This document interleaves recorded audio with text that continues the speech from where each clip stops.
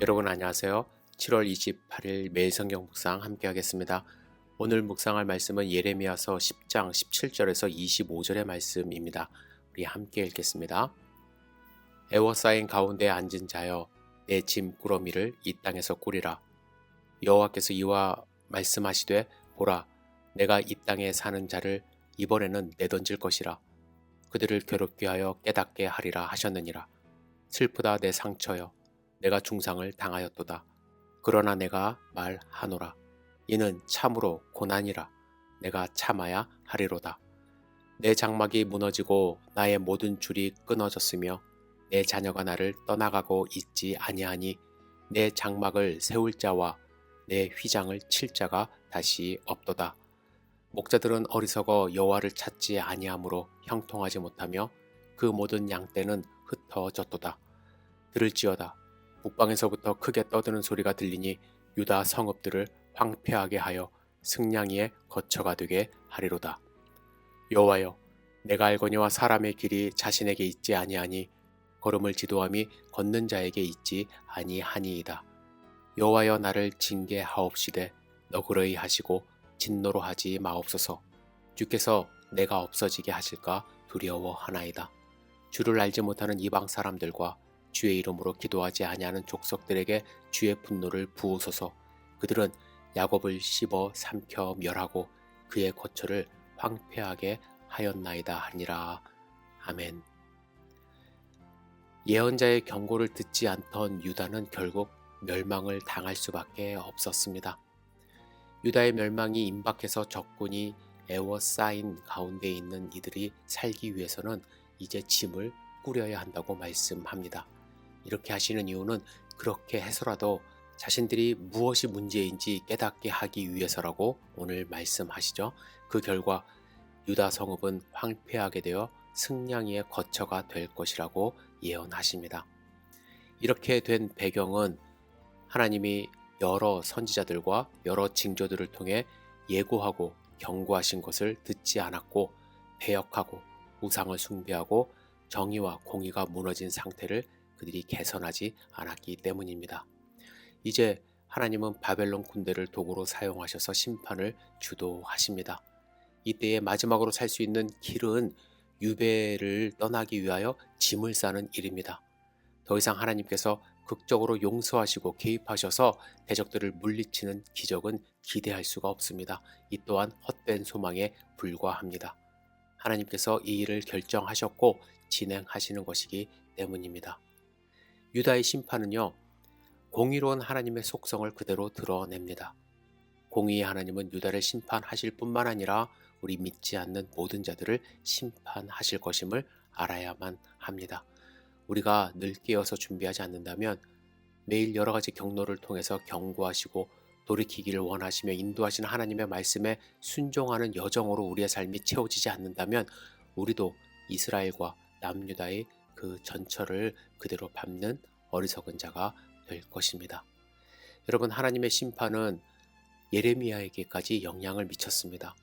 예레미야는 그가 당한 괴로운 일들을 연이어 고백하죠. 내 상처, 내 장막, 내 모든 줄, 내 자녀가 당하고 무너지고 끊어지고 떠나가서 고난이라고 말을 합니다.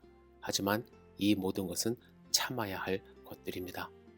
여호와께서 행하신 심판에 떨어진 상황은 절망적입니다. 치료가 불가능하고 너무나 심해서 죽음을 피할 수 없습니다. 파괴된 장막들은 다시 세울 수 있지만 그렇게 할 수 있는 자가 없고 자녀들은 모두 떠나버려서 재건이 불가능한 상황입니다. 그날을 맞기 전에 돌이켜야 하고 깨달아야 했고 끊고 버리고 따라야만 했습니다. 하지만 강팍하고 무지하고 어리석어서 결국 그토록 붙잡았던 헛된 것들은 아무런 힘도 도움도 될 수 없는 심판의 때에 오히려 상처를 당하고 무너지고 끊어져서 의지할 수도 소망할 수도 피할 수도 없게 된 모습을 오늘 본문 가운데서 말씀하고 있습니다. 여러분, 이렇게 심판을 받는 책임은 어디에 있을까요? 오늘 본문에서 하나님은 목자와 양 모두에게 있다고 말씀하십니다. 먼저 목자는 왕과 지도자들을 가리키는데요. 그들은 어리석어서 여호와를 찾지 않았습니다. 그리고 양떼들은 그런 목자들을 따라 좋아했습니다.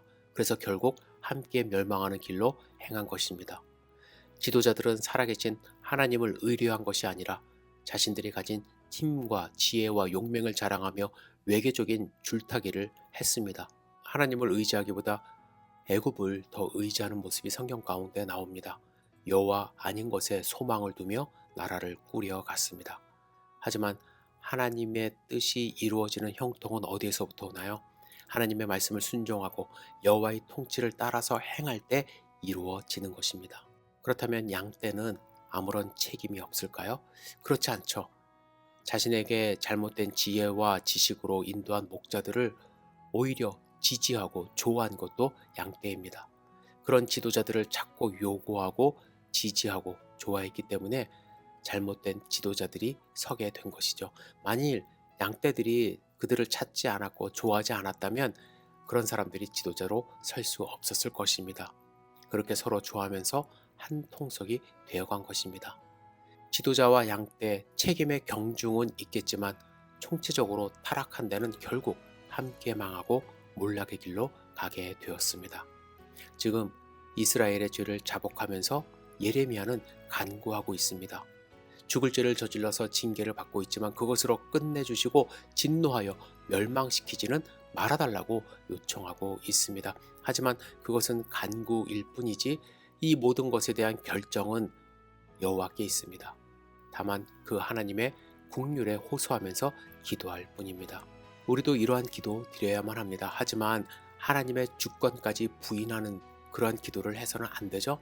우리의 마음과 생각을 하나님께 전달하고 간구할 수는 있어도 하나님의 보좌를 움직이거나 강제로 하나님을 움직이게 할 수 없다는 사실을 여러분들 아셔야만 합니다.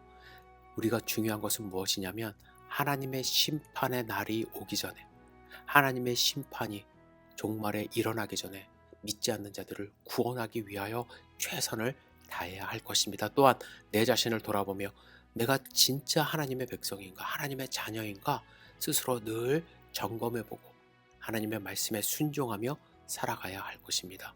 오늘 본문의 말씀, 수백 년 전에 유다 백성들을 향해서 하신 그 심판의 말씀으로 끝날 것이 아니라 오늘 이 시간에 우리에게도 동일하게 주시는 하나님의 음성임을 여러분들 함께 깨닫기를 주님의 이름으로 축복합니다. 기도하겠습니다. 전능하신 주님, 오늘 본문의 말씀을 우리 마음 가운데 새기고 늘 하나님의 심판을 두려워하며 하나님을 경외하는 삶을 살 수 있도록 인도하여 주시옵소서.